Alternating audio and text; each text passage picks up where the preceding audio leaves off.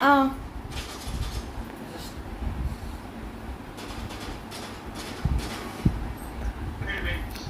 Picture ఈ కా కింద చావత్తు పిక్చర్.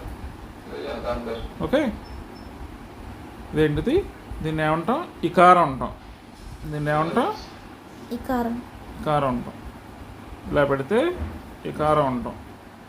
సో పిక్చర్ పారాసి పాకి టిక్ తీసేసి ఆ టిక్ బదులు ఏం పెట్టాలి? మనం ఇకారం పెట్టాలి. తర్వాత కా కింద షావత్ రాయాలి.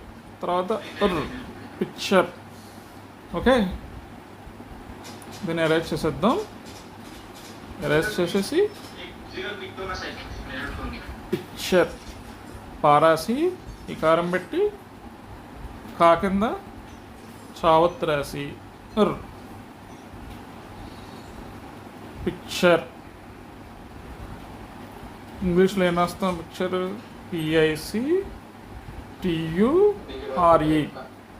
చర్ర అని వస్తే చర్రకి ఇంగ్లీష్లో ఎప్పుడు ఏం రాస్తాం? చివరిలో TURE అని రాస్తాం. Okay, picture. ఈ విధంగా మనం తెలుగులో వర్డ్స్ నేర్చుకోవాలి. ఓకే, రోజుకు ఒక వర్డ్ నేర్చుకుందు కానీ ఇలా.